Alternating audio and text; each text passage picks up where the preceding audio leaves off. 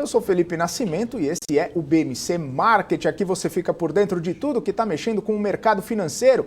As principais notícias repercutidas aqui com o nosso time. Eu e Daniel Morales ficamos aqui até as 3h30 nesse debate com o Alan Gani, com o Alexandre Cabral.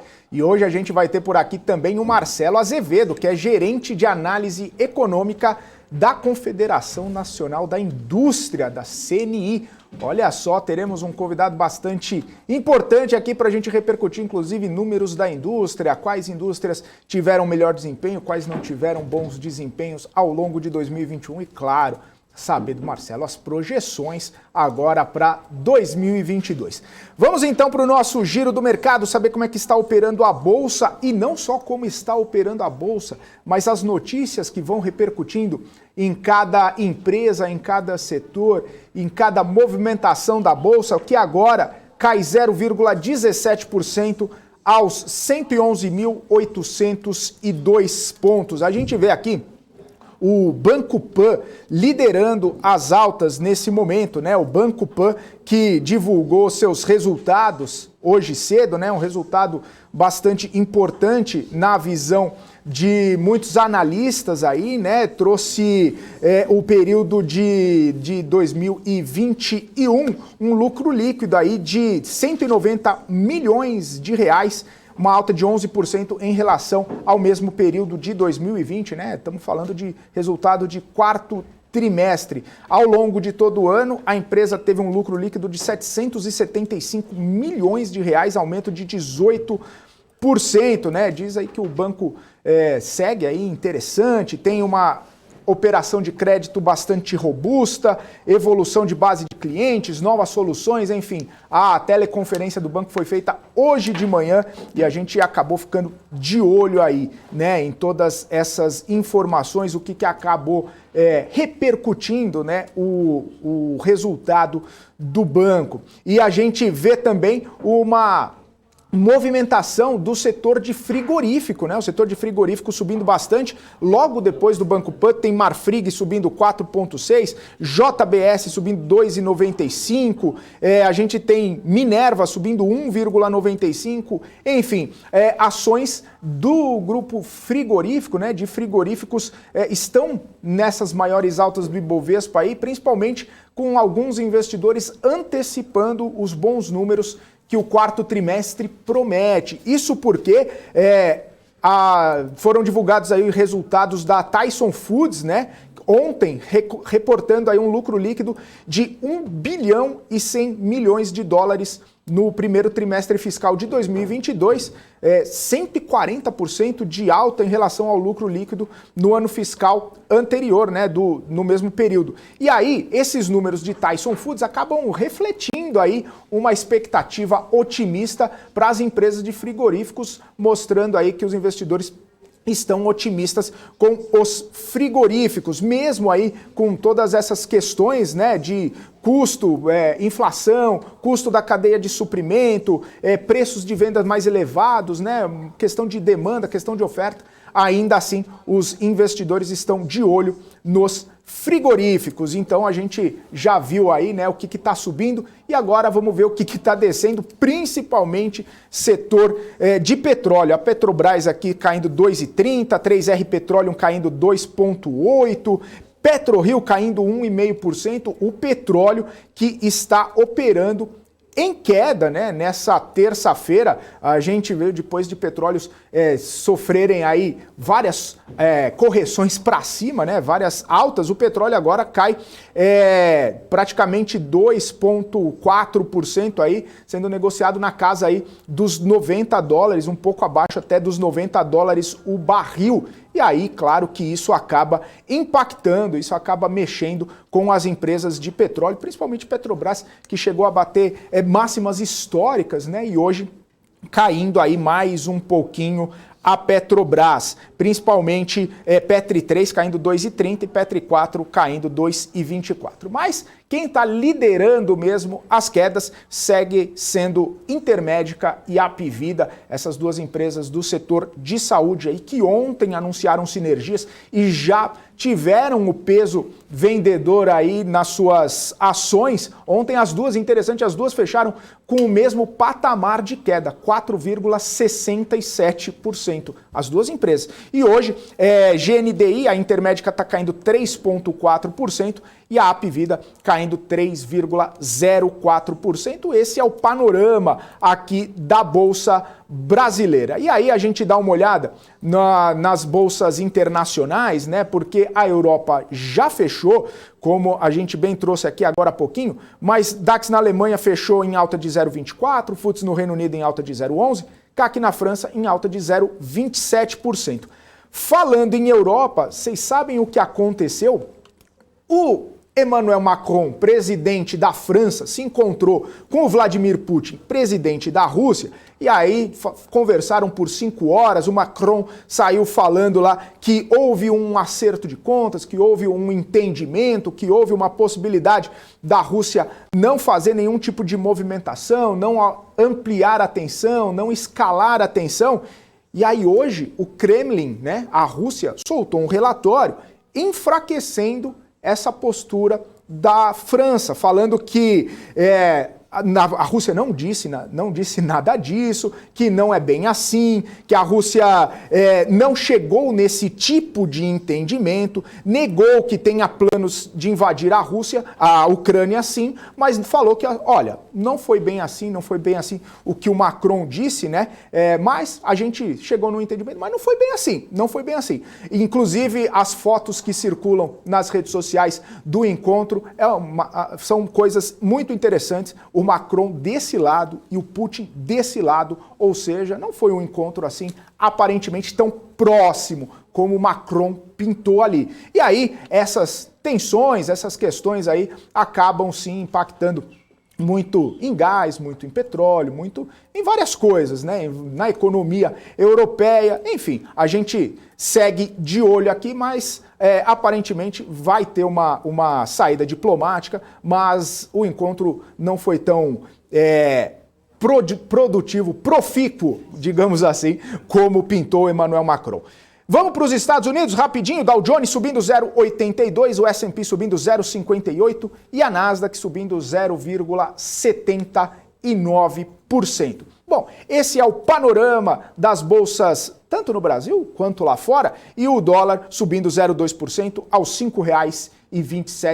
Esse breve resumo aqui para a gente já começar com o pé direito e trazer o Daniel Morales para a gente seguir também com informações. Muito boa tarde, Daniel Morales, bem-vindo aqui ao nosso BMC Market. Vamos que vamos. Boa tarde para você também, Felipe Nascimento. Boa tarde também para todo mundo que está ligadinho na BMC News, tanto no YouTube quanto também no Profit da Nelogica. Estamos aqui firmes e fortes aqui para o BMC Market. Vamos que vamos então. Nosso giro de notícias aqui, trazendo as principais notícias do mercado financeiro ao longo do dia, porque a Cielo renovou o contrato com a Alelo. Agora a empresa está prevendo uma receita bruta anual de 37 milhões de reais com serviços. A Cielo possui um contrato vigente de prestação de serviços para a Alelo desde 2007 e tem como cláusulas a prestação de serviço de rede e também o processamento de transações. O processo de migração deve ser finalizado ainda no primeiro trimestre deste ano. E assim que anunciou um investimento direto de mais de 3 milhões de reais na DataRudder. A plataforma é focada em orientar clientes na tomada de decisão baseando-se em dados com uso de inteligência artificial. A DataRudder foi fundada em 2018 na cidade de Florianópolis e entrega funcionalidades como testes de modelos, implementação de estratégias e a incorporação de dados de mercado. Além disso, possui algoritmos capazes de detectar fraudes, risco de crédito, cobrança e outros. A primeira iniciativa é a disponibilização de uma nova funcionalidade de detecção de fraude no momento do onboarding de crédito, integrado à solução de uma das empresas da Sinqia Digital, a Simply. E um relatório do Bradesco BBI mostra que a Apvida, Notre Dame e Sul América foram as operadoras de saúde que mais tiveram adições líquidas de beneficiários no quarto trimestre do ano passado. A Apvida conquistou 93 mil, Notre Dame 76 mil e a Sul América adicionou 39 mil novos clientes, enquanto a Unimed somou 33 mil vidas e a Mil perdeu 12 mil clientes. As adições líquidas dos planos de saúde no período totalizaram 481 mil beneficiários, o que representa uma alta anual de 3,2%, para 49 milhões no ano passado, segundo os dados da Agência Nacional de Saúde. E a Eneva informou que prevê um volume inferior de despacho termoelétrico para o primeiro semestre deste ano, após o grande volume de chuvas em reservatórios ter aliviado a crise hídrica. Para a companhia, a empresa vislumbra hoje um despacho menor que o previsto anteriormente. Em outubro e novembro do ano passado, a expectativa era de que haveria mais térmicas despachando no primeiro semestre deste ano. E o cenário visto atualmente é diferente. Apesar disso, a Eneva aponta que o segundo semestre pode haver mais demanda por térmicas e que outros fatores, além das chuvas, também influenciam a demanda pelas usinas, como o avanço do PIB. Legal, Daniel Morales. Vamos então seguindo com a nossa programação. Esse é o BMC Market. Eu já quero trazer aqui o Alan Gani, também o Alexandre Cabral, claro, juntamente com o Daniel Morales na minha tela, para a gente começar esse nosso bate-papo de terça-feira e desejar uma ótima tarde para vocês. Boa tarde, Cabral. Boa tarde, tudo bem? Como é que tá todo mundo aí, beleza? Sempre bem. Bem melhor agora, como diria Marcos Saravalli. Oi, Gani, boa tarde, tudo bom? Muito boa tarde, Felipe Nascimento, Cabral, Daniel Morales e todo o público do chat. O Cabral, eu dei boa tarde pro Cabral, ele deu uma... Ficou um pouquinho assim... Ele teve um delay, né? É porque eu tô preparando a planilha aqui. Eu achei que ele estava no pay-per-view. Não precisa estar no pay-per-view não, no YouTube mesmo. Achei que você estava no pay-per-view. 1-0 Palmeiras.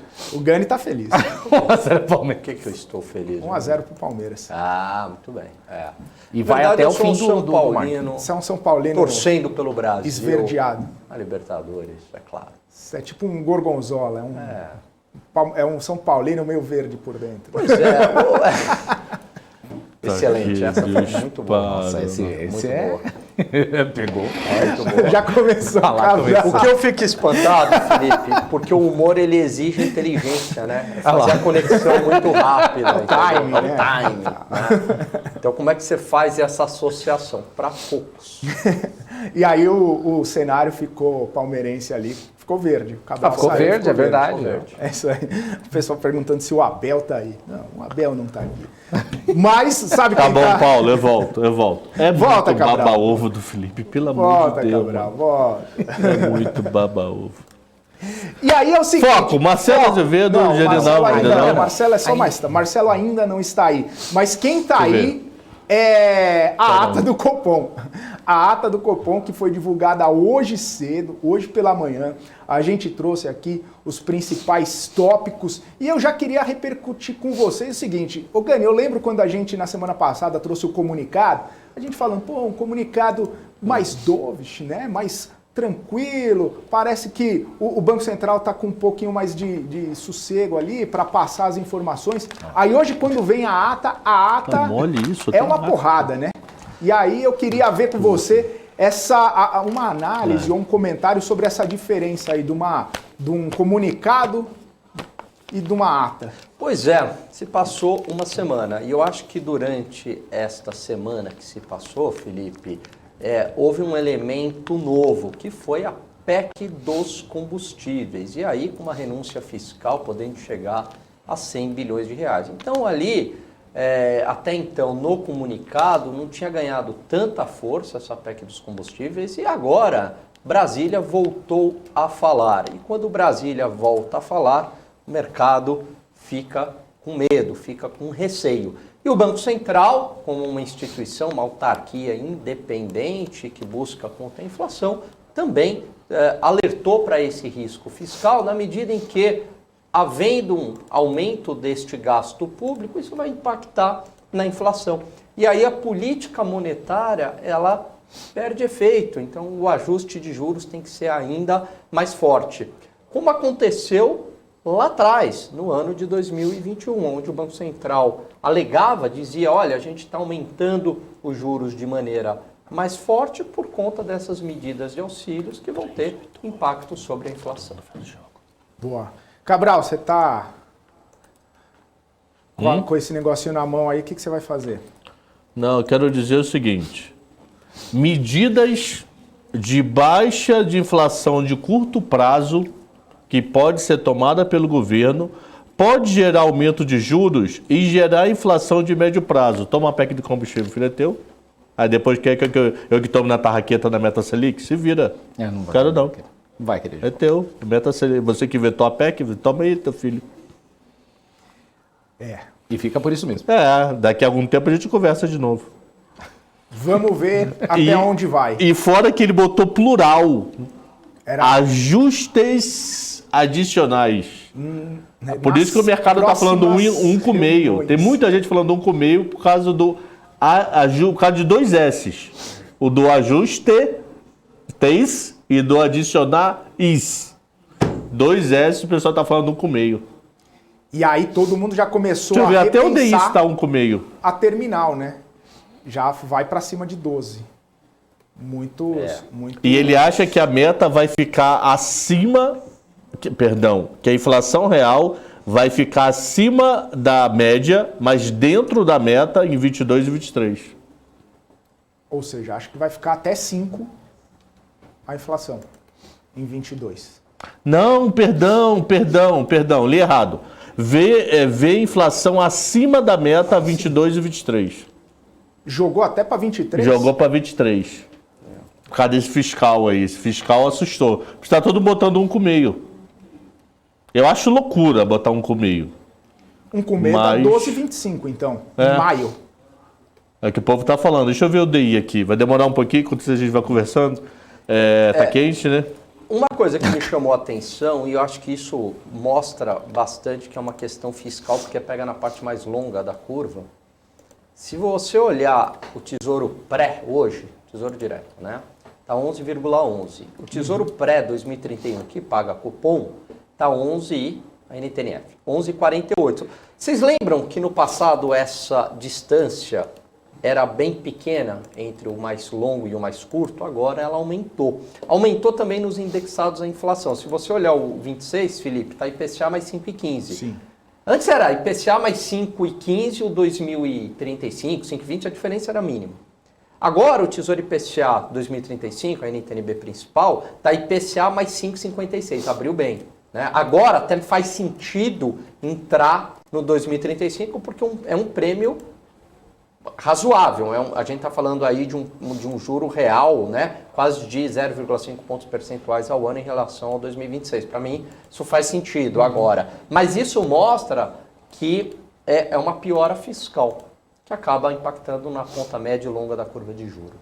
Eu lembro, Gani, que a gente conversava sobre esses tesouro IPCA+, aí, e você falava, olha, a ponta curta, né, o vencimento mais curto, é mais interessante porque você tem menos possibilidade, né, de vários problemas aí ao longo, de carregar um pouco mais, e a taxa não estava tão afastada assim uma da outra. E é o que você estava explicando, né? Agora já aumentou bastante. Agora faz sentido. Quer dizer, tudo bem, se eu sou uma pessoa mais avessa a risco, quero ficar mais posicionado no curto prazo, ok, vou lá, ganho o meu 5,15 real. Mas se eu achar interessante, não, eu quero buscar mais rentabilidade, estou a fim de um investimento mais a longo prazo, vou lá buscar os 5 e quase 5,50, né? Agora, veja que no passado não fazia muito sentido, porque eu tinha uma taxa praticamente igual ou igual a curto prazo com menos risco. Então, numa relação risco-retorno, era melhor o 26. Para que eu ia comprar um título mais longo? Agora não, né? A coisa está um pouco mais lógica. E aí eu lembro que ontem eu estava dando uma olhada nos títulos e tinha caído, né, Gani? Tava 5,03, eu lembro, ontem, o Tesouro IPCA mais 2026. Eu lembro que chegou aí até 5,30, 5,28, né? Daí chegou 5,3, eu fiquei pensando, falei, poxa, quem pegou lá em 5,30 marcou a mercado bem e acabou se dando bem. Perfeito. Só que quem pegou a 5,3 hoje a 5,15 já não está tão feliz assim. Já não está tão se feliz. Marcou a mercado. Claro, se levar até o vencimento é outra coisa. Mas nessa marcação a mercado aí acabou perdendo aí um dinheirinho. Tomara que esse início de ano não seja o que foi 2021 do lado inflacionário e fiscal, onde começou a ganhar força a inflação, começou a ganhar força a PEC lá dos precatórios. Sim. E agora a PEC dos combustíveis. Tomara que haja um freio aí no meio do caminho. Ô Gani, tem pergunta aqui, falando assim, na visão de vocês, acredito que seja em relação à inflação, né? 2022 já era, não tem mais como inverter, e 2023 está respirando com a ajuda de aparelhos, justamente por causa aí desse risco fiscal. Caramba. Mas não está muito longe para falar eu acho que acabou assim, 2022? Já era 2022, eu acho que é um pouco forte.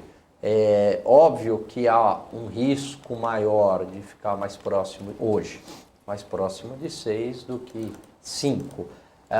Mas eu acho que se o Banco Central está agindo rapidamente, se o governo federal fizer a parte dele, se a gente também tiver algum tipo de ajuda de fora, seja pelo petróleo, seja porque vai chover mais, a energia elétrica vai segurar, ou que a normalização das cadeias de produção venha mais rápido, a gente pode ter uma surpresa positiva em 2022. Mas se fosse para fazer uma aposta, o risco está mais para uma surpresa negativa do que uma positiva. Boa. Ô Cabral, você já está com o impacto aí na curva? Peraí. Senão eu ando um pouquinho mais com o assunto e aí depois a gente volta. Porque eu li uma declaração hoje do Felipe Salto, e ele, lá do Instituto Fiscal Independente, né, lá do Senado. Ele disse o seguinte, sobre inclusive a PEC dos precatórios, toda essa coisa de renúncia fiscal, 75, 100 bi, mais ou menos, ele falou, se você assumir esse custo, né, se não tiver uma compensação, se não tiver de onde tirar, se não reduzir imposto de algum lugar para ir para lá, se não tiver uma fonte de arrecadação, ele falou assim, num segundo momento, a piora da situação fiscal vai afetar novamente a inflação. E vai pegar justamente no bolso daqueles que nesse primeiro momento foram beneficiados. Então é o seguinte, está tentando, pelo que eu entendi, está tentando dar um choque ali, reduzir o combustível por conta de toda essa questão de alta de preço, vai dar um impacto menor na inflação, porque o combustível vai estar mais para baixo, só que daí o efeito posterior, a inflação pode vir pior e zerar esses ganhos, ou vir até pior nessa questão inflacionária. Exatamente. O Felipe Salto, ele tem o que a gente chama de pensamento dinâmico e não estático. Então ele prevê já a consequência à frente. É algo que eu falo que o Taleb critica muito nos economistas, que é o pensamento estático. Vai fazer isso, vai melhorar a inflação, acabou, tá tudo bonito. Não, né? Você tem uma consequência. É algo dinâmico ao longo do tempo. E ele, evidentemente, um grande, né, se eu não me engano, ele é economista, né, um grande economista, que mostra esse pensamento. Falou, ok, a medida de agora tem um alívio de curto prazo, mas a população acaba pagando a conta com mais inflação a médio e longo prazo e talvez vai pagar mais ainda. Perfeita a análise dele, estou com ele. Boa. Inclusive a gente já bateu um papo, né, com o Felipe Salto. Podia trazer. Eu perguntei se ele é economista, porque tem um pessoal da área econômica que às vezes não é formado em economia, mas Samuel Barbosa é físico, né? E aí faz um doutorado em economia, então tem muito engenheiro, né? E aí acaba fazendo doutorado. Mas eu acho que ele é economista de formação. Né? Como diria, não é economista, mas manja dos Paranauê. Exatamente. Bom, é um grande profissional, sem sombra de dúvidas. E aí, Cabral? Nós temos 88,33% de chance de subir 1 agora e subir meio na reunião... Meio não, peraí. 0,75 na reunião de 8 de fevereiro. 8 de fevereiro, na reunião de maio, indo para 12,5. Nesse atual momento, com os DIs negociando. Está precificando uma alta de 1, então vai de 10,75 para 11,75. Depois uma alta de 0,75, indo de 11,75 para 12,5, como teoricamente taxa terminal. Nesse momento, 2,26 do dia 8 de fevereiro. Tudo pode mudar. Então, 1 com 7,5. Que a maioria está falando 1,5, mas os DIs estão falando 1,75 nesse momento. Pode mudar? Claro que pode, mas é a fotografia de agora, considerando o DI junho sendo negociado a 11,51%. Eita, meu micro vai morrer. E aí, essa questão, eu tenho uma pergunta aqui para vocês, porque estão chamando essa PEC, né, proposta de emenda à Constituição, de PEC kamikaze. A do Senado, né? Sim. E o senador Flávio Bolsonaro assinou essa PEC, certo? Ele assinou também? Assinou. E ele falou o seguinte, é um sinal claro que o governo vê sensatez na proposta. Isso, Flávio Bolsonaro falando. E ele disse o seguinte sobre o apelido de PEC kamikaze. Kamikaze é a política econômica do Ministério que coloca 17 milhões de brasileiros na fila do OSSIM e faz brasileiro pagar R$ 8 pela gasolina. Cara, brigou com o Paulo Guedes. Então, é isso que eu tô vendo. Rachou com o Paulo Guedes, simplesmente. Porque, assim, eu imagino que o Flávio Bolsonaro não vai tomar nenhum tipo de atitude que vá contra o governo do Jair Bolsonaro. Cara, papai vai deixar de castigo hoje, mano. Então, Paulo Guedes, escanteado, na minha interpretação, com essa fala e filho com do esse homem, gesto maluco. do Flávio Bolsonaro. Eu vou falar uma coisa, o Paulo Guedes tem uma resiliência, viu? Porque muita gente critica o Paulo Guedes, mas assim, imagine se não tivesse o Paulo Guedes, né? Será que não estaria ainda pior? Então, enfim, é ruim, né? Esse embate aí entre os dois, né? Isso não pode acontecer. Roupa suja você lava em casa, você não pode lavar abertamente dessa maneira. Enfim, né? E não é lógico que é uma PEC ruim, prova disso é que o mercado financeiro está reagindo mal. Não reage mal o mercado financeiro, porque o mercado financeiro tem mau coração e são 5 investidores que comandam absolutamente tudo e comandam a sociedade. Não é isso. O mercado financeiro é feito, inclusive, por nós, por muita gente com seu CPF, pessoa física, né? Então há um efeito porque está aumentando o risco. Se aumenta o risco, o dólar sobe, taxas de juros sobem, né? Expectativas inflacionárias se elevam. Então há um efeito de variáveis que você não controla, que é a análise aí do próprio Felipe Salto. É uma pergunta, Eric, segunda-feira, será que foi o papai que pediu? Então, mas é isso que vocês estão falando. Não sei, eu estou especulando puro, não sei dessa resposta, nem quero causar intriga, só quero saber, será que foi o papai que pediu?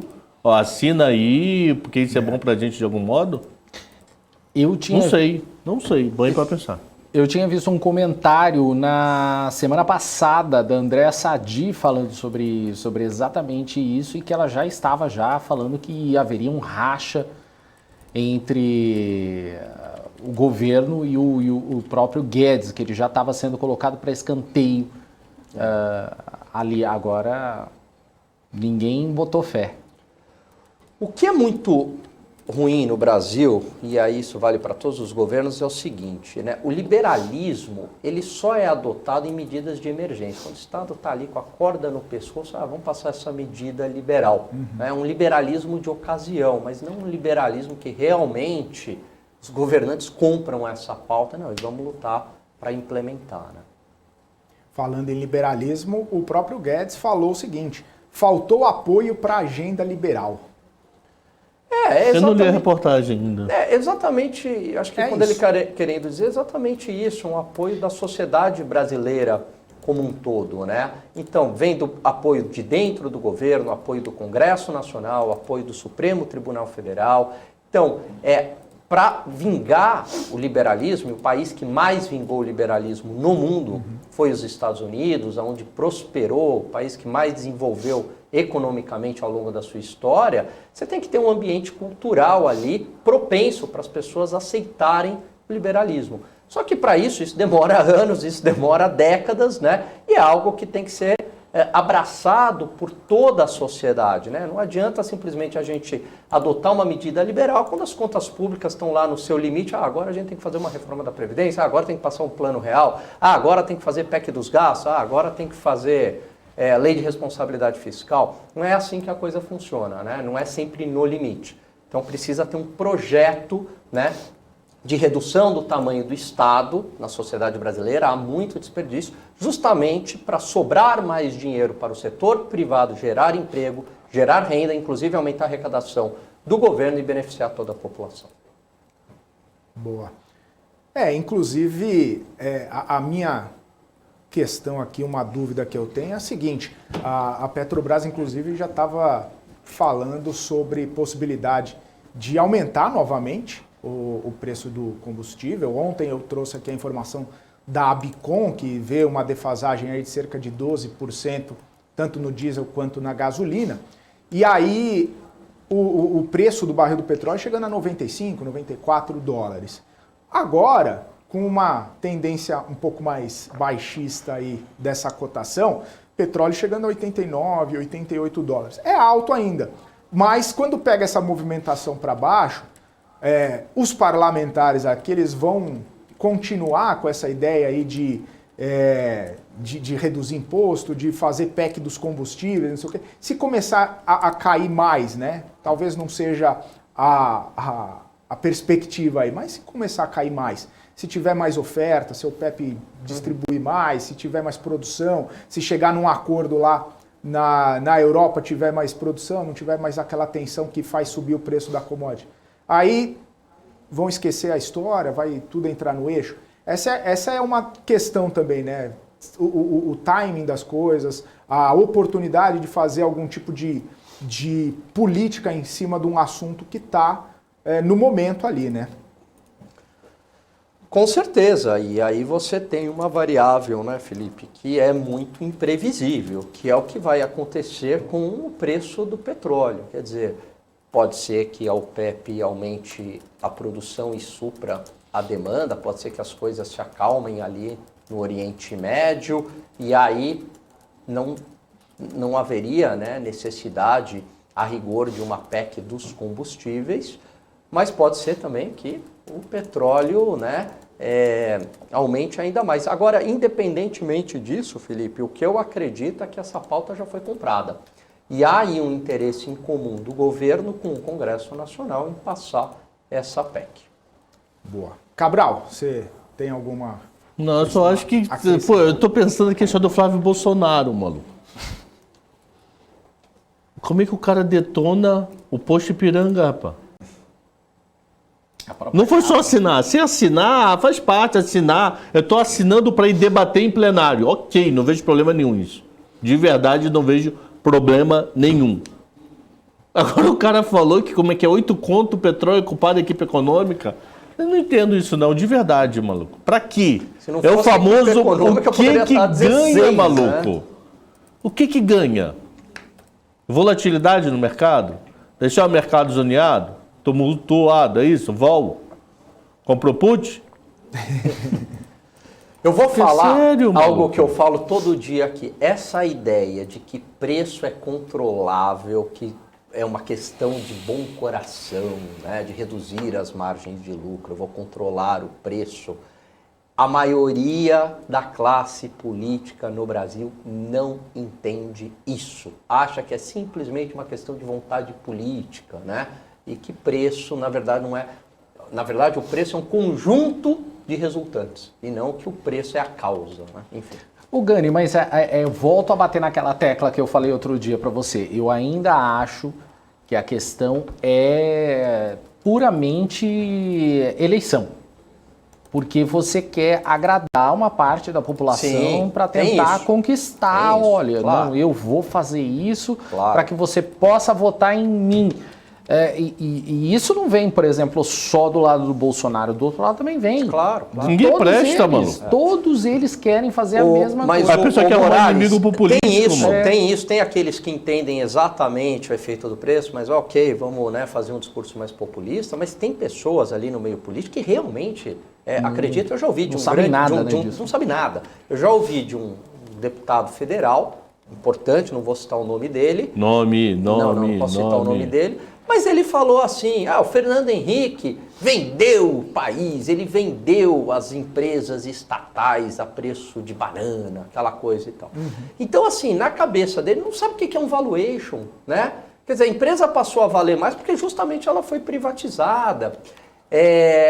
Não tem ideia que depois uma Vale deu mais emprego para a sociedade, gera mais receita para o governo do que quando ela era estatal. Então é uma mentalidade assim muito crua, né? Muito ruim, né?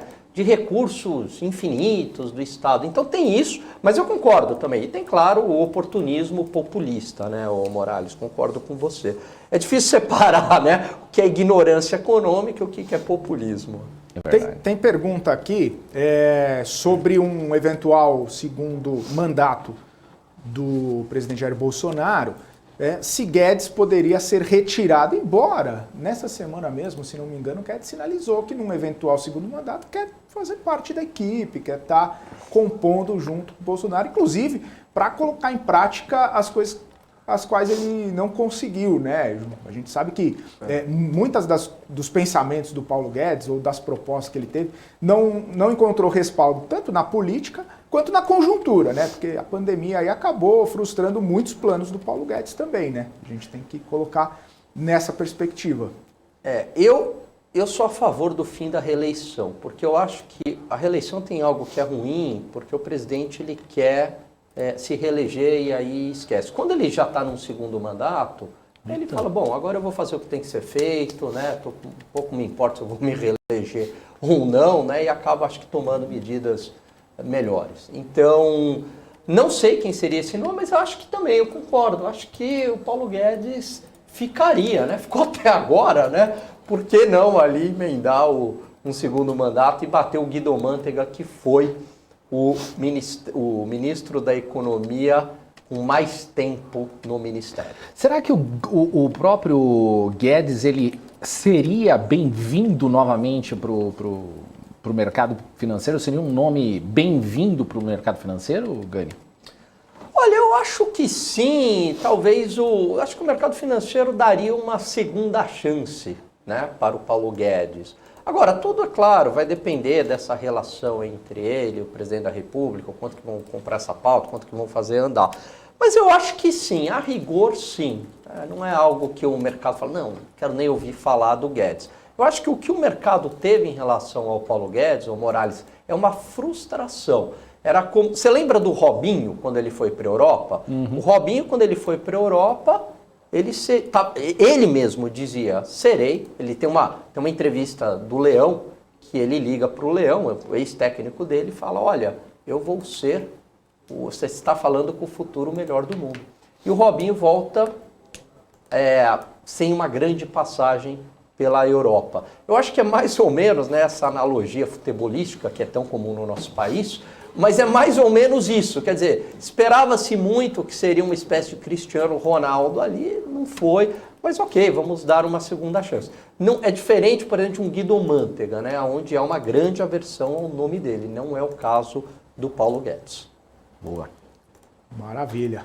E aí, vamos seguir com a nossa pauta aqui, só para a gente não negligenciar esse assunto, já que a gente está falando de PEC dos combustíveis, já que a gente está falando de política e tudo mais, ontem o presidente Jair Bolsonaro ele criticou o STF por não julgar a questão do ICMS único, né? Eu acho que ainda entra nessa discussão, porque a PEC dos combustíveis acabou sendo colocada aí em pauta justamente porque não houve nenhum tipo de finalização ou de sinalização que essa proposta de ICMS fosse para frente.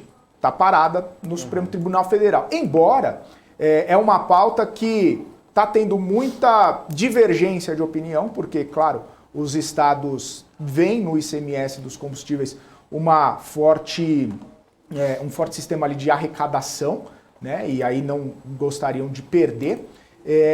Por outro, e além disso, né, essa questão do ICMS, não sei se seria a melhor forma também, isso aí é para os economistas discutirem. Mas a minha dúvida aí, até jogando para vocês, Cabral e Gani, é isso. acabam sendo tomadas outras decisões porque uma decisão inicial acabou não indo para frente, né? Então precisam ser tomadas decisões secundárias, terciárias ali, para poder dar andamento num assunto que está latente aí na população brasileira, que é essa questão de inflação e combustível, né?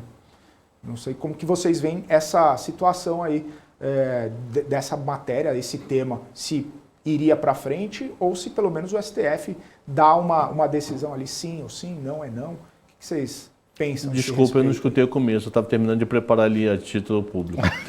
Não vou mentir, senão não vou conseguir responder. Não, Bolsonaro falou, né, criticou o STF por não julgar o ICMS único ali. Isso também é palhaçada do STF. Por que tem bromando?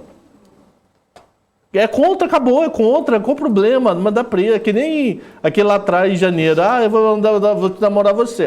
Mas vamos. Que nem um maluco ali que não se decidia nunca com a garota, maluco. Pô, por que não quer aprovar esse ICMS? Não tem problema nenhum, zero. Quer dizer, até tem, né? Mas, tira da frente, maluco. Parabéns, Bolsonaro, você tá certo. O problema é o seguinte, o STF se tornou um ator político na sociedade brasileira, isso já desde 2014. Isso independente de quem quer que ganhe a eleição em 2022, vai ter o STF, vai continuar tendo o STF como um adversário político. Então, isso só é um sintoma desse protagonismo que ganhou o STF na sociedade brasileira. É algo que tem que ser pensado porque são ministros não eleitos. Você goste ou não do Congresso Nacional, mas eles nos representam. A gente votou neles, a gente escolheu, né? Goste ou não do Bolsonaro, mas ele foi eleito pela maioria da população. O STF não. Então, quais são aí os limites do STF? Em todas as questões agora passa pelo crivo do STF. Não é bem assim que a coisa deve funcionar. Só antes da gente chamar o nosso convidado, diz que a eleição desse ano vale muito mais do que a cadeira presidencial, né? Valem 2 vagas no STF também. Pois é. Então, é algo bastante... E esse ativismo judicial do STF, o Felipe, ele ganha... Isso é uma discussão que ocorre no mundo inteiro, tá? Esse protagonismo da Suprema Corte, inclusive nos Estados Unidos. É claro que lá é menor do que ocorre aqui. Aqui, enfim, né? Você tem ministro do STF participando de live, dando entrevista, igual jogador de futebol. Né? Não deve ser assim. Por falar em ministro live, rapidinho. Rosa Weber vai sair por idade. Maluco, eu nunca dava 75 anos para Rosa Weber. Caramba! Eu tô em choque quando eu li isso hoje. Eu falei, não, é mentira isso. Mas você sabe que tinha uma ministra do STF, o Cabral, que também, olha... Tava inteirona. Era Ellen Grace. Vai ser preso. Dela? Hoje ele vai ser preso. Grace, ela deve estar em plantão alguma coisa hoje. Ela deve estar de plantão hoje. Senão hoje ele sai daqui algemado. Com todo respeito, ela tava inteirona. Ellen Grace. Ficou com medo, né? Ficou com medo. Lembrou, ela não tá de plantão hoje. Ela deve estar assistindo na minha... BMC. Mas se fosse o Ciro, não teria problema. Se fosse o Ciro, eu mando a Polícia Federal pra casa. Eu recebo eles a bala. Mas eu fiquei assim, 75, maluco. Fiquei em choque. Impressionante, né? Bom, não vou fazer essa piada, não. É isso aí. Faz. Melhor não comentar. Só ia falar que a gente vai falar, né, com o gerente de análise econômica da Confederação Nacional da Indústria e parece que o Palmeiras virou uma indústria de gols aqui, hein? É mesmo? Fez mais um. Eu só fico triste porque o time O que é indústria de gols com 2-0? Ô Felipe, o time é do Egito. E vocês sabem a minha descendência. Não sabe o que é futebol mesmo. Meu pai é egípcio. Embora o meu sobrenome seja do Afeganistão, mas eu fico triste porque é um time egípcio, né, que está perdendo, mas também feliz. Aí seu é é muito baba-ovo, acabou, eu vou fazer esse programa, tá muito baba-ovo. Tá bom, Cabral, então um abraço. Tá muito baba-ovo. Até a próxima. Não, mas é o meu time, é o Egito, eu fico triste pela meu segundo país. Né, El Chan? Daqui a pouco tá ali tocando El Chan, não sei o que do Egito. Aí tá ele lá, palhaçada, lá, maluco. Vamos lá, Marcelo Azevedo, gerente-geral de análise econômica do CNI. O Cabral deve estar com algum problema na perna, porque de 5 em 5 minutos ele levanta. É que eu tô soltando gases, aí eu levanto... É isso.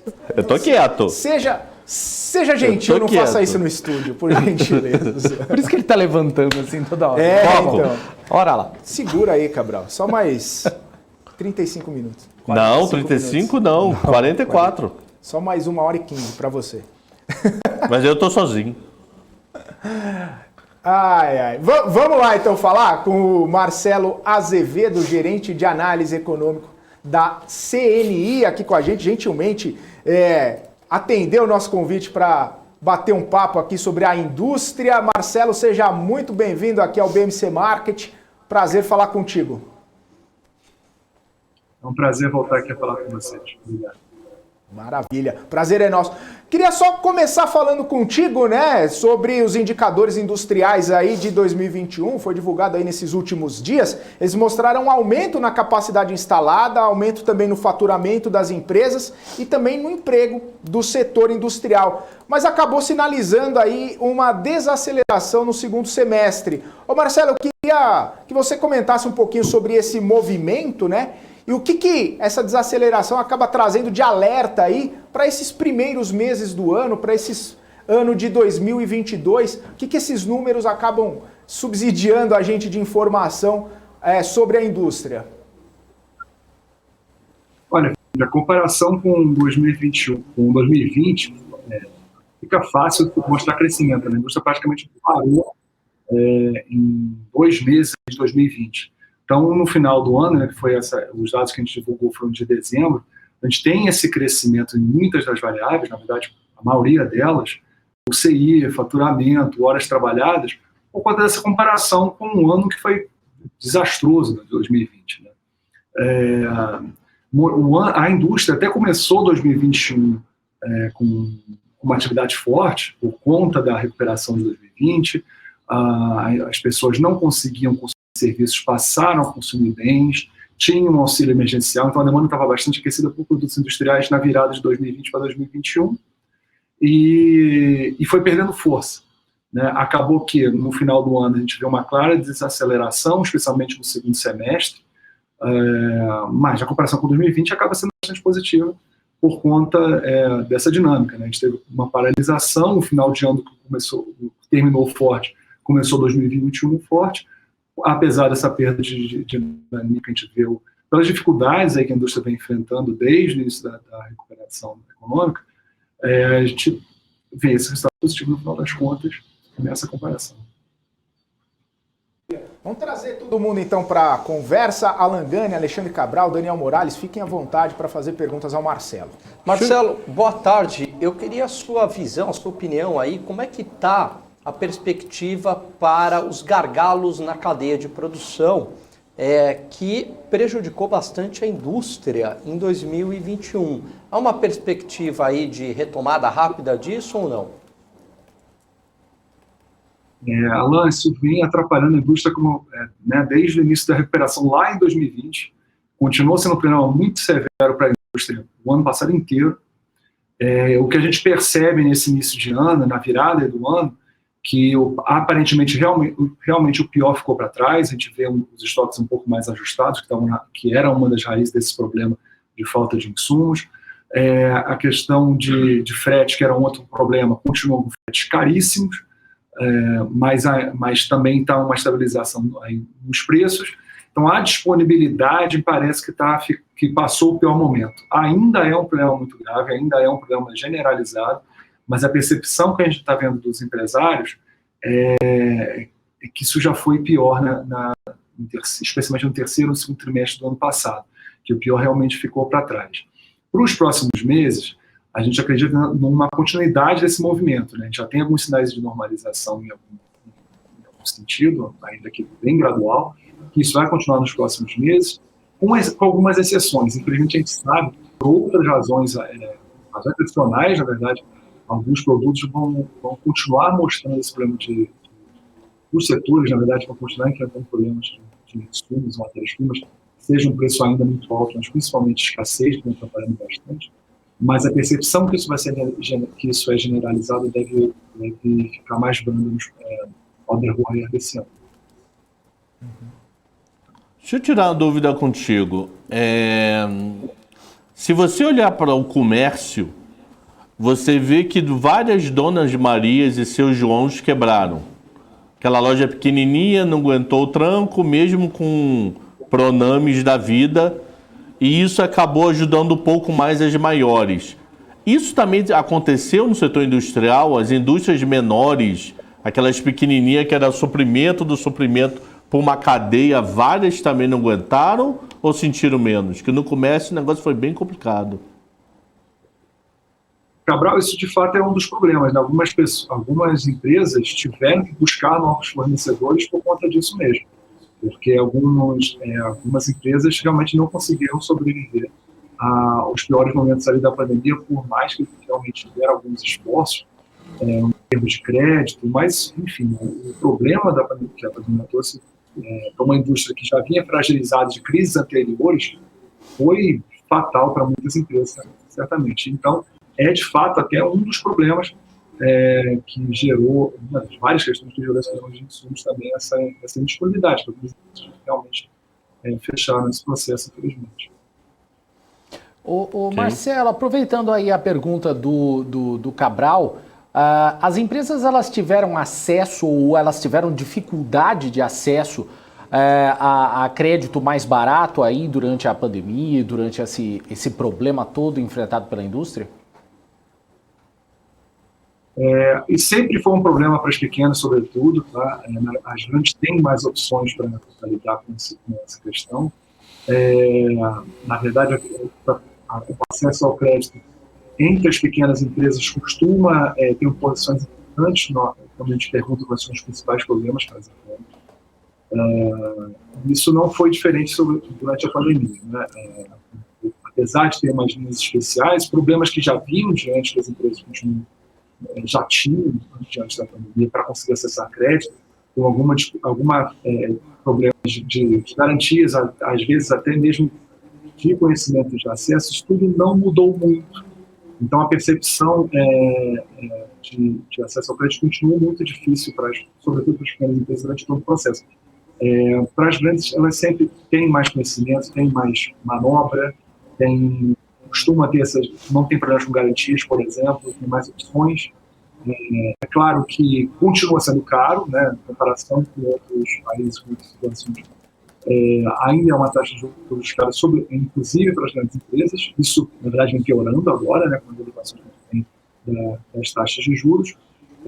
Mas voltando ao antes da pandemia, é claro que teve uma situação facilitada para todo mundo, mas isso não quer dizer que não tenha continuado caro e não tenha continuado ainda difícil para as pequenas empresas, infelizmente.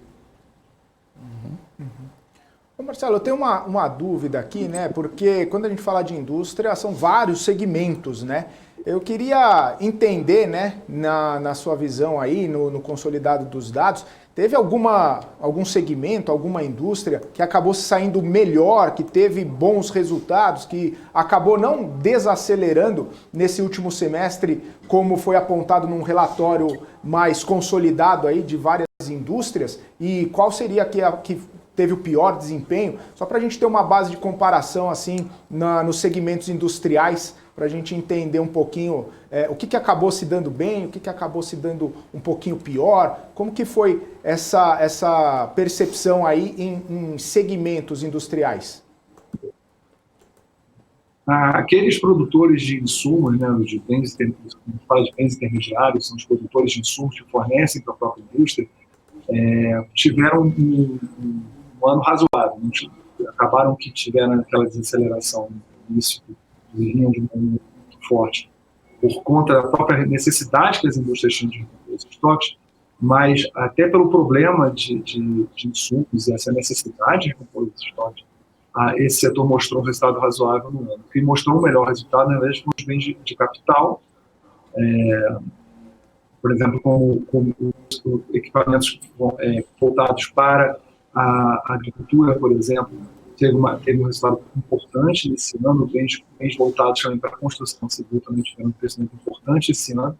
Agora, os bens de consumo, sobretudo aqueles os duráveis, mas também os não duráveis, tiveram um desempenho pior nesse ano, né? A gente teve uma inflação muito alta, uma perda de poder de compra muito grande das famílias, e isso acabou restringindo aí o consumo desses bens.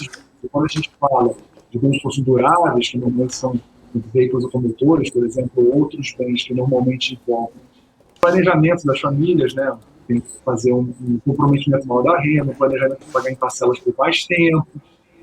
Num cenário como a gente teve ainda no ano passado, com muita incerteza, emprego alto, taxa de juros em elevação, houve uma insegurança muito grande dos consumidores que reduziram ainda mais o consumo desse tipo de bem também.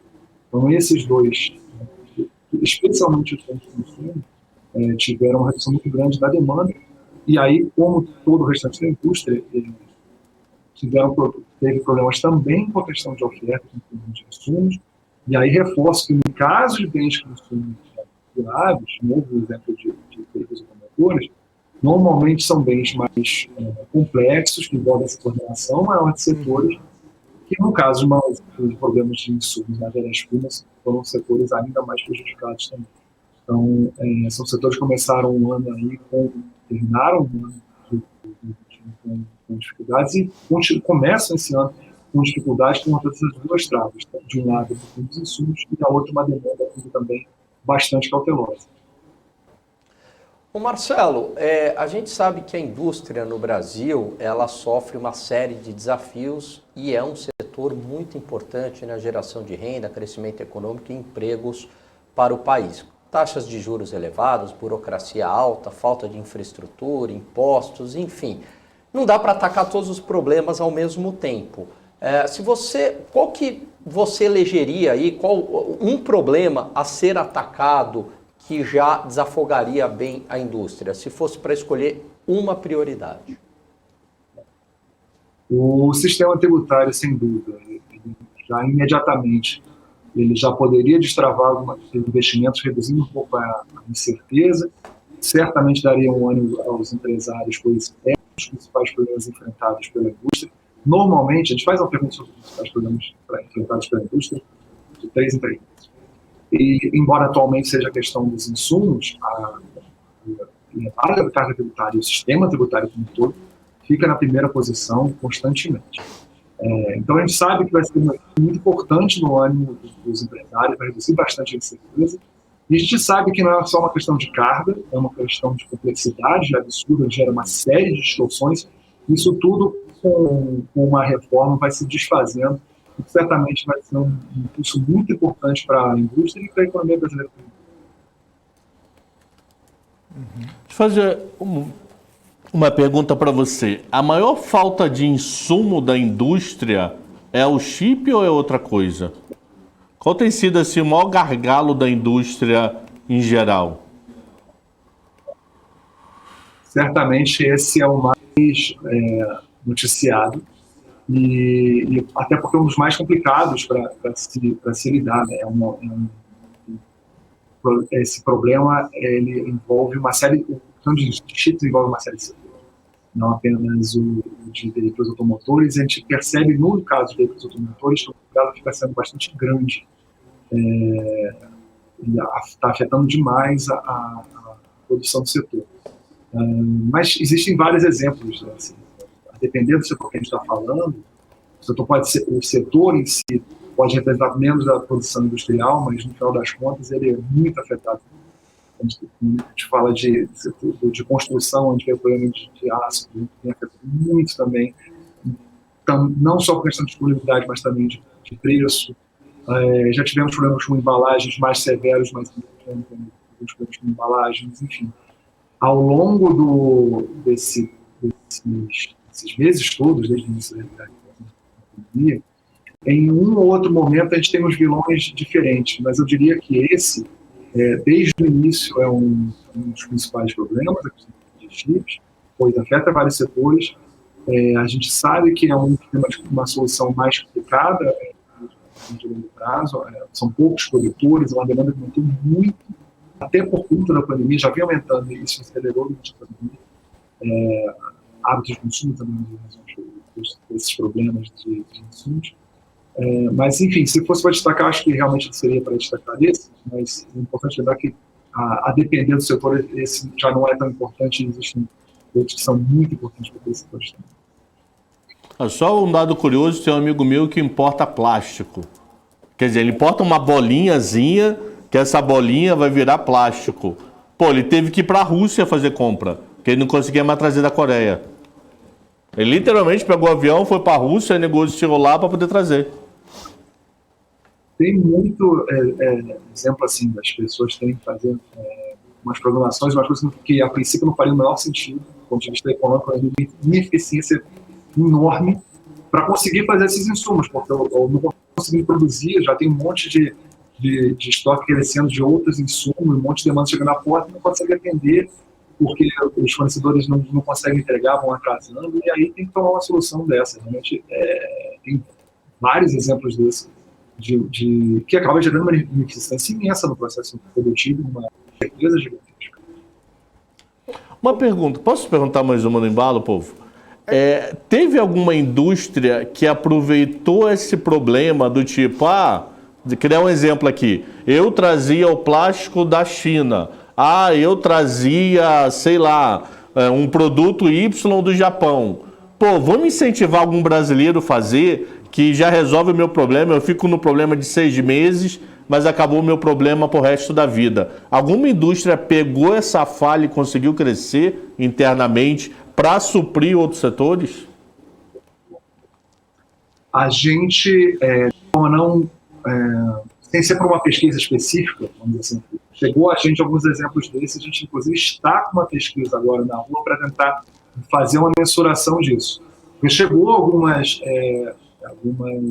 sinais para a gente que isso deveria estar acontecendo, alguns exemplos de algumas testemunhos que isso estaria acontecendo, mas na verdade é uma coisa que a gente está estudando agora. A gente fez uma pesquisa específica, uma pesquisa em campo específica para resolver isso, porque claro, é muito difícil empreender, a gente estava falando disso agora há pouco, é muito difícil empreender aqui, as empresas têm custos enormes para conseguir fazer sua produção, mas certamente surge uma oportunidade na crise, por mais difícil que sejam empreender aqui. E é claro que a incerteza toda atrapalha bastante esse tipo de decisão.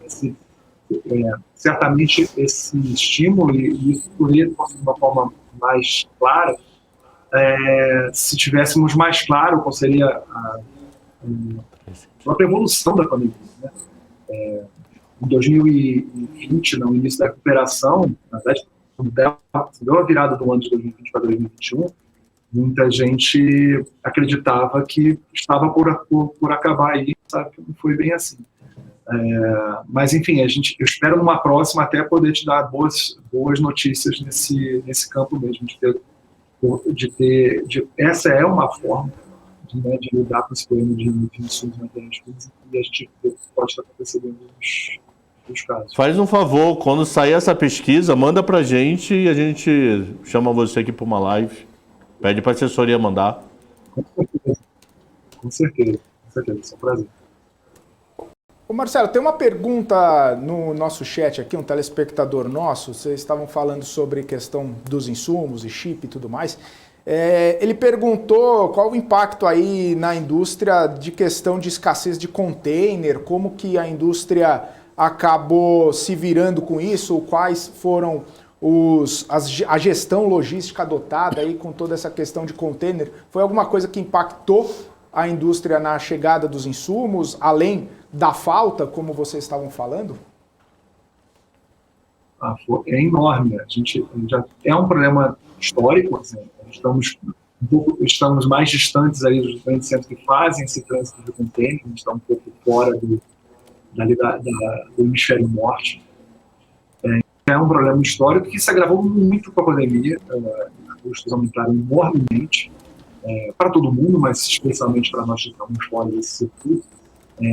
Enfim, por conta de um trânsito mais lento de containers, porque os navios tinham que passar por procedimentos de sanitários diferenciados.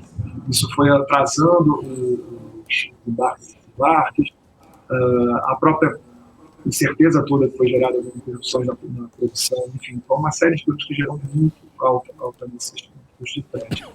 E a indústria foi um dos diversos desafios que a indústria enfrentou no ano passado, que de fato acabaram prejudicando a produção.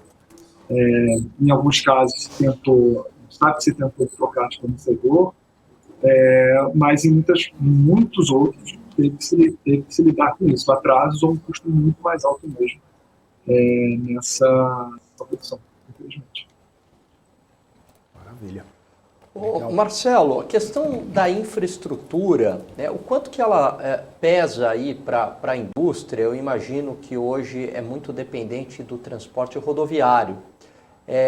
Então, se ocorrer um aumento aí de ferrovias no país, se isso beneficiaria a indústria no escoamento da produção, e também como é que está a situação o seu panorama aí na situação de portos e aeroportos?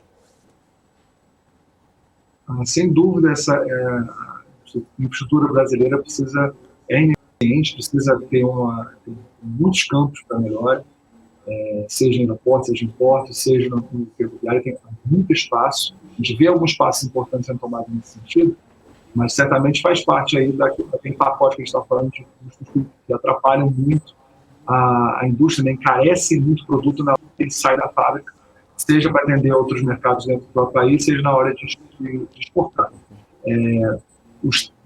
São 3 áreas de infraestrutura que você citou, que certamente tem muito a progredir para poder fazer trazer a indústria brasileira para condições melhores na hora de competir e dentro lá fora.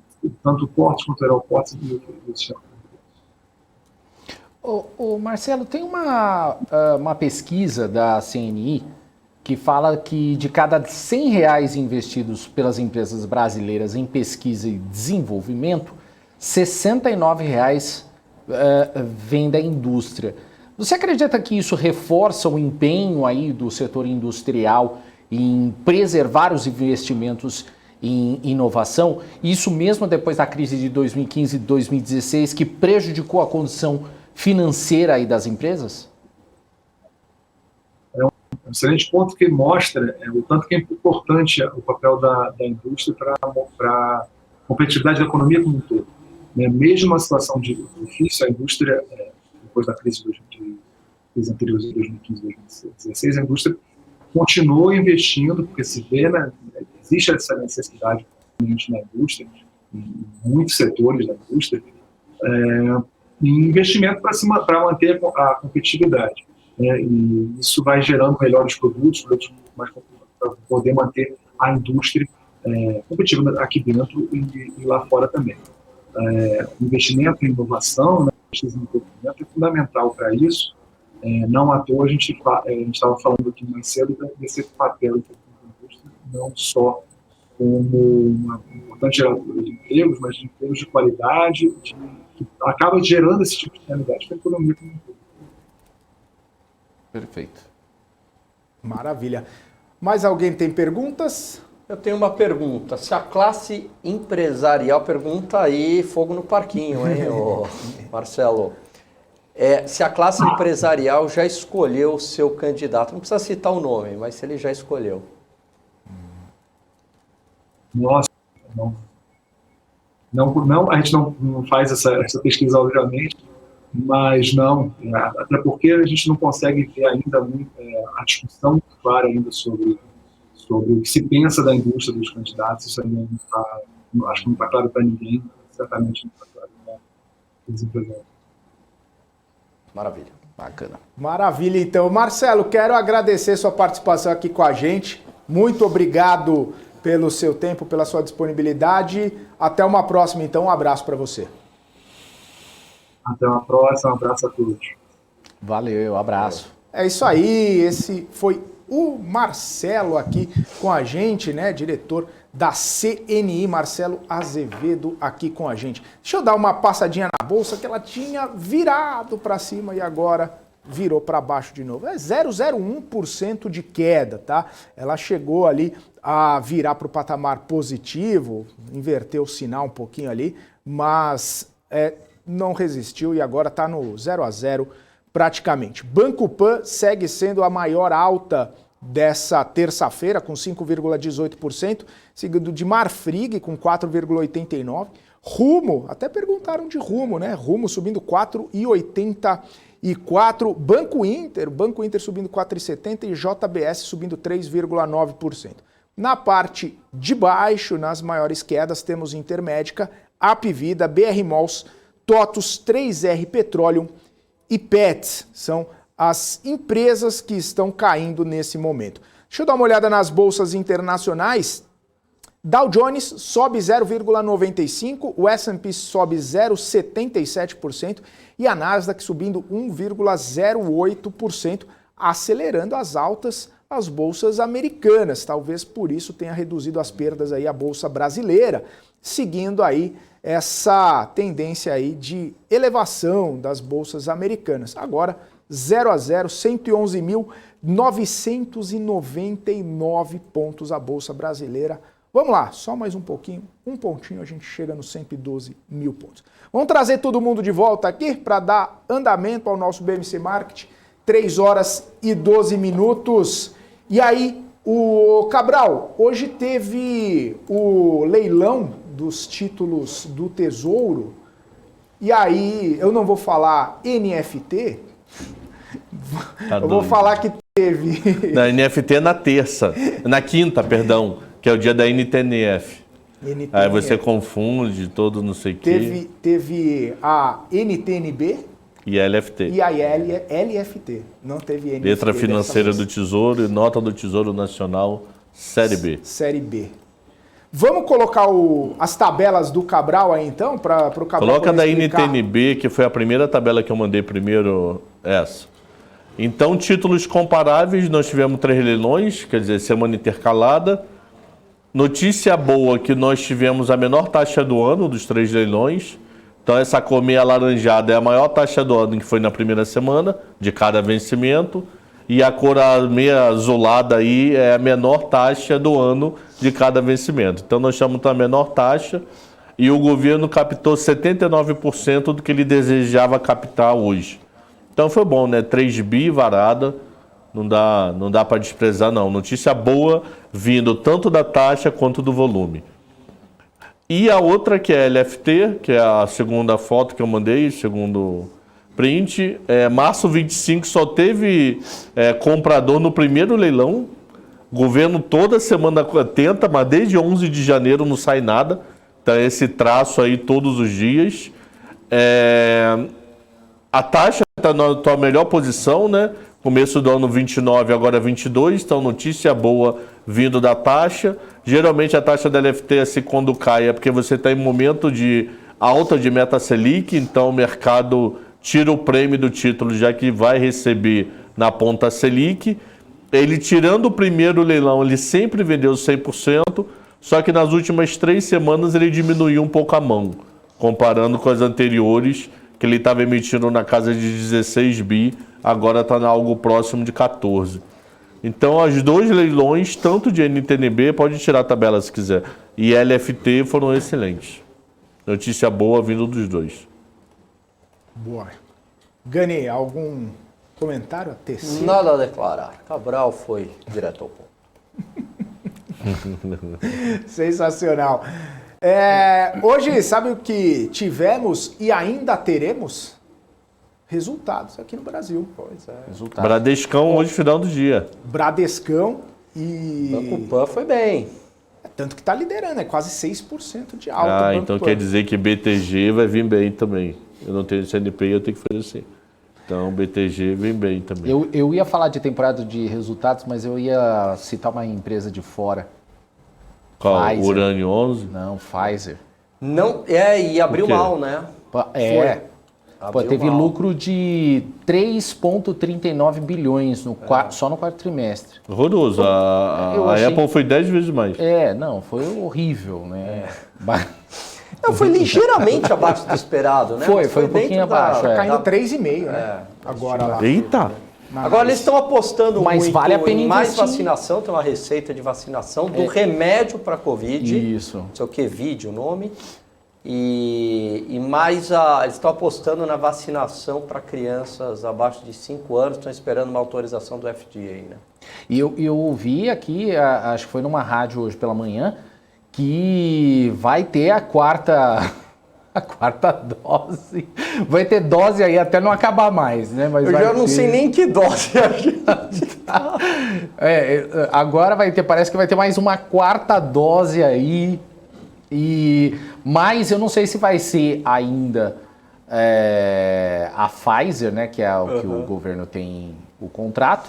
Ou se a gente vai acabar tomando a da Butanvac, que já está sendo feita justamente para isso, e a da Fiocruz. do governo federal, a lá do astronauta. Então, tem a da Fiocruz, tem mais uma, que eu não vou me lembrar agora qual, mas tem a da Fiocruz ainda, que é uma parecida com a AstraZeneca, e tem a de São Paulo, que é a do Butanvac. Você prefere tomar injeção em São Paulo ou Joinville? Por que em Joinville? Joinville era o único local no Brasil que começou a vacina pelos glúteos. O resto todo mundo dava no braço. Eu prefiro que a vacina funcione. Mas só quero saber se se é no braço, se é no glúteo, se é na testa. Não, na testa deve doer pra caramba, mano. Então, pensa. Melhor na testa do que no glúteo, né? Ou E a no testa glúteo. do Felipe vai dar onde? Aqui assim, ó. Que não vai embora, olha lá. Ele não tá Mas chutando a gente, mesmo- olha lá. Ô, Cabral, você continuar falando baixinho, eu não ouço. Eu sei que você tá falando meu nome aí, mas Indústrias apontam desaceleração no segundo... Não, aí já não foi. adianta. A gente já falou sobre isso. Só todo mundo ouve, mas eu não ouço. Mas olha, o que eu quis falar disso tudo é que vacina dá bom resultado, né, Gani? Dá bom resultado para a empresa. Esse que tá querendo Com dizer. certeza, né? E pro sócio, né? Pro sócio, Dá um bom resultado, né? puxou Então, se aí o você vai tomar 4 vacinas, compra a ação da quem você vai tomar vacina. Pra É que nem ajudar alguns a amigos empresa, meus com a né? Ambev, né? O dividendos da Ambev, ele se reautoalimenta, né? Recebe dividendo, compra Ambev, bebe, a Ambev tem maluco, paga dividendo. Então, faça isso também com a vacina. Imagina se você sabe, vai tomar o quê? A AstraZeneca. Compra essa da AstraZeneca, que vira um círculo vicioso. E você ainda tem uma coisa, a vacina teoricamente de graça, né? Vai parar imposto, o Ministério da Saúde, esse troço todo. Mas teoricamente é de graça. Mas saiu aí os resultados aí, vocês viram que 90% das internações, aí o pessoal tá saindo, 90% das mortes nos hospitais é por causa de pessoas que não tomaram vacinas. Independentemente da opinião de cada um, a gente tem que questionar, é claro, tem aquele questionamento óbvio, mas aparentemente está fazendo efeito, né? Tá sim, tem que tomar vacina, para. Hoje nós fomos lá na veterinária das duas, quer dizer, de um pediatra, confirmou que pode dar nela sem nenhum problema. Então, semana que vem a gente vai dar. Meu sobrinho Só também queria já tomou. confirmar, porque não custava, né? Já que tinha pediatra. Quantos anos marcado. tem as suas filhas? 9. O meu sobrinho tem 6 e ele tomou também. A gente ia no pediatra, então a gente ia dar de qualquer jeito. Mas vamos confirmar no pediatra que eu tenho uma asmática, entendeu? Então, eu não sei se poderia ter alguma reação, pode vacinar, não pode beber. Falou que não, para criança de boa, qualquer uma das duas. Agora não estou só- recomendando para nenhum asmático tomar, pelo amor de Deus. Vá no pediatra. se for É o bom caso. consultar, né? Agora, em relação à tese aí das vacinas, né? Teve alguém que a gente entrevistou, acho que no Portfólio Global, né, Sim. Felipe? E ele falou algo bastante interessante, que ele não apostaria em empresas, basicamente, que só vivem aí dessa venda de vacina, porque é muito arriscado, né? É arriscado no seguinte sentido, se simplesmente a pandemia acaba, o que você faz com essas vacinas, né? Ou se alguma vacina eventualmente pode ter algum problema dessa empresa, a empresa vai mal. Diferente do caso da Pfizer ou de gigantes farmacêuticas, né, que elas têm um portfólio diversificado. Então, se o segmento vacinas não está indo tão bem, um outro segmento lá pode compensar, né? Então, acho que é importante ter isso na tomada de O Terence decisão. Reis, que a gente ele conversou, mesmo, da Salesforce, ele falou, inclusive, sobre a elevação bastante aí das ações da BioNTech, né? Isso. Moderna Que ele via e tudo com- mais. E com aí, maus olhos, né, na exatamente. verdade. Ele prefere outros setores, segmentos da saúde. Mas eu acho que faz muito sentido mesmo, viu? Porque agora com a vacinação das crianças, por exemplo, aqui em São Paulo tinha o quê? 12 milhões de vacinas da Coronavac paradas. Por quê? Porque tinha sido aí assumido pela Pfizer, estava todo mundo tomando a Pfizer e tal. E aquelas vacinas da Coronavac paradas. Então, como elas foram autorizadas pela Anvisa, aí sim foi agora que o pessoal começou a tomar, mas senão estava tudo parado lá. Pergunta, a Pfizer de criança é diferente da adulta, até a cor do frasco, tudo é diferente. Corona é o mesmo? Como é que é? Desculpa. A Pfizer de criança é outra. É outra, ela não é a mesma, ela é uma dose menor. A da Coronavac parece que é a mesma. Não sei. É a mesma. Não sei. A mesma, é a mesma. Porque a Pfizer parada não adiantava, né? Porque é só adulto, é um remédio, para criança é outro. E ele trouxe algo bastante interessante, que é para ficar de olho em teses de indústrias farmacêuticas ligadas a doenças raras ou diabetes, né? Que não é uma doença rara, pelo contrário, mas que são aí altamente lucrativos para a indústria farmacêutica, como diabetes, HIV, câncer, Alzheimer e também doenças raras. Como é que é o negócio?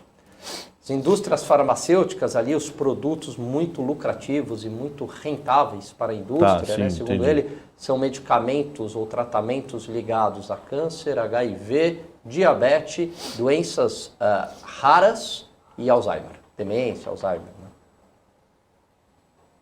Né? O pessoal até está questionando essa questão desses dados aí que eu falei agora. Eu não achei a matéria agora, que eu vi de manhã, mas eu achei outra aqui no caso do Hospital Emílio Ribas, em São Paulo, que 76% dos internados com Covid não tem vacinação completa. E quem falou isso não isso foi... é a Secretaria da Saúde. Não, e eu vi outro dia quem falando isso, aspas, do Queiroga. Não foi só da oposição. Podia ser do Dória querendo alfinetar, não, do próprio Queiroga. Ele falando sobre Rio de Janeiro, ele estava num evento no Rio, ele falando sobre Rio de Janeiro e falou, gostando ou não, tome a vacina, não sei o quê. Aí ele mostrou uma estatística de quem não tinha tomado nenhuma dose era não sei quanto do UTI, quem tomou uma dose era não sei quanto, e quem tomou as duas era nem 2 dígitos, dava um dígito só. O próprio Queiroga falando isso. Falou mesmo, é Nem verdade. Nem a oposição falando, entendeu? Quer dizer, ele isso mesmo foi contra o próprio dias, governo, né? Até o próprio governo que vai contra, né? Enfim. Tem uns 15 dias no máximo isso. No evento no Rio.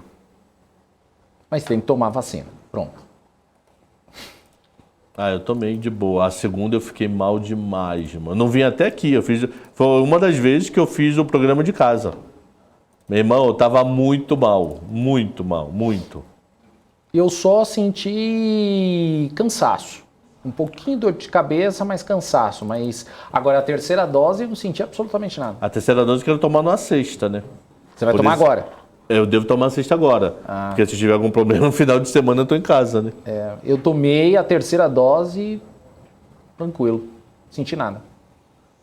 Vou tomar umas 10 doses esse final de semana, porque tem jogo final do Mundial e tem NFL, hein? É dia, dose. NFL, domingo à noite. Muita dose. Cara, tem horas que eu me sinto velho, sabia? Eu não gosto de... Eu olho pra futebol, a primeira coisa, ele para tanto, maluco, que me irrita. Futebol americano? Eu não entendo. Ai, Bate. pelo amor de Deus. Aí vai, bate. Aí vai, bate. Aí a bola vai pra trás, vai pra frente. Acho que é um dos poucos esportes que é definido nos 2 minutos finais, muda completamente o jogo. Por isso que o jogo para toda hora, mano. Futebol que é parado, que eu acho extremamente É raro você ter um jogo chato. de futebol bom. Não é, Felipe? É raro você ter um jogaço. Futebol americano não, pelo amor de Deus. Felipe não disse não. Eu gosto muito de futebol, então. Não, eu adoro futebol. Mas quando você pega assim, jogo... Flamengo e Olaria, baita jogo chato. Agora você pega qualquer jogo de NFL, é legal. Mas desculpa, mas qualquer jogo que venha do Rio de Janeiro... Não, desculpa. Não, é chato. É chato. Quanto time? Vamos para as considerações finais, então? Vamos. Vambora. Vamos lá, então. Faltam 5 minutos para nós. Leilão de título público muito bom, parabéns para todos os envolvidos. Amanhã é IPCA. Pronto, economizei, pronto. Mas, pode desenvolver, Cabral. Não, é isso, não tem muito o que falar, não. Amanhã é IPCA Mas e tem leilão de título tem público. que falar, ainda não tem que acabou falar. o programa. Qual a expectativa? Putz, não sei, Amanhã IPCA. não sei. Eu me lembro que o governo tinha botado 0,15 para janeiro. Eu lembro bem isso no relatório de inflação. Mas não sei o que o mercado espera. Não sei, alguém sabe? Acho que é 0,65, 0,70, se não me engano. Deixa eu ver aqui. Porque vem o IPCA, a gente tem que dar uma alinhada nas expectativas, né? Saber se... Eu acho que como o mercado recalibrou o IPCA 15, eu acho que vem dentro do esperado. Agora, se vier fora do esperado, começa a complicar. E aí, já fazendo as considerações finais, Felipe, o gato subiu no telhado e quem colocou foi o Banco Central, trazendo aí a questão 0,55 o IPCA esperado aqui. Quanto? Só 0,55. Mas essa minha inflação é uma das inflações que menos tem a ver com ganho na história de janeiro. Amanhã virá 0,57. Mas essa inflação não te representa quase nada amanhã. Porque amanhã vem aumento de escola, amanhã vem aumento de curso, que é a inflação de janeiro, né? Pega janeiro e fevereiro. Então amanhã vem minha vida, só que a minha escola das meninas, a gente barganhou lá, raiz quadrada de pi, fez de matrícula em setembro, não sei o quê, variação de zero. Tem que dar aula em colégio, Cabral, por quê? Aliás, deixa eu só... paga mal demais dar aula em colégio. Não sei se eu posso citar o nome do colégio, mas eu achei muito legal que eu soube ontem. Colégio em São Paulo, no ginásio, não sei como é que chama agora, ensino médio, né? Aula de matemática financeira. Tá tendo. Muito legal. Eles estão tendo, isso já está no currículo. Bacana, eles estão tendo aula que eles chamam de filosofia de não sei o quê. É um livro de finanças. Pô, legal. É livro de finanças. Ela aprende a contar dinheiro, a guardar dinheiro. Legal. Elas estiveram ano passado e esse ano de novo. Uma aprendeu o livro, a outra acho que arrancou todas as folhas. Daqui a pouco você vai ver lá, primeiro colegial, opções. Pô, Valuation, segundo colegial. Se Black and Shows para cair no vestibular, já pensou? Black and Shows, na Fulvestre. É isso. Não, mas é bem legal, Bom, bem legal mesmo. Mas isso já está uns 2, 3 anos. Estou embromando vocês para poder segurar o programa até 3 Veio uma história do Pactual agora. Estou segurando até 3 e meio o programa, mano. Uma noite Posso contar a história do Pactual? Uma noite Sim, eu estou segurando para vocês, senão daqui a pela pouco... janela. Senão daqui a pouco vai dar 3h29, acabou o programa, a gente vai ficar olhando pra cara do outro minuto. Aí eu tô segurando o programa pra vocês. Ele já tá aí? Dos Faria Lima. Ué, não tá aí não? Sabe que tá ali. chegou um diretor do Vovô Pactual tá e falou, ali. vou dar uma aula de HP pra você. Meu vovô tá ali, ele lá. Então vai, acabou. Com vocês, obrigado, The Trade. Que vovô tá ali, agora que eu tô vendo ele lá. Deixa o Gani terminar aqui. Vai, o Gandhi, vai. Não, era piada lá com o Cabral só. Mas eu acho que essa ata aí do Copom, eu fecho com ela hoje. Boa. Morales.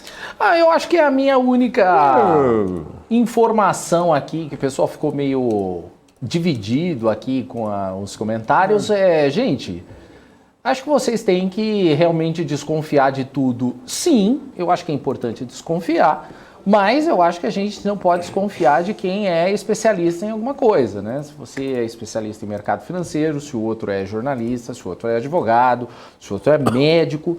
Então, tomem a vacina porque é importante, sim. É isso. Beleza, então. É isso. Então, vamos encerrar o nosso BMC Market. Abraço a todo mundo. Valeu, Morales. Valeu, Gani. Valeu, Cabral. Valeu, audiência. Lembrando que o pessoal está na audiência aqui no YouTube e também no Profit Pro da Nelogica, no nosso ícone lá. Você que está operando, muito obrigado pela sua audiência. Não se esqueça também de entrar no nosso canal no Telegram para ficar muito bem informado. Tudo que acontece no mercado financeiro, a gente coloca lá no nosso canal do Telegram. É isso então, eu vou ficando por aqui. Amanhã eu volto a partir das 2 horas da tarde aqui no BMC Market. Um forte abraço a todos. Tchau, tchau.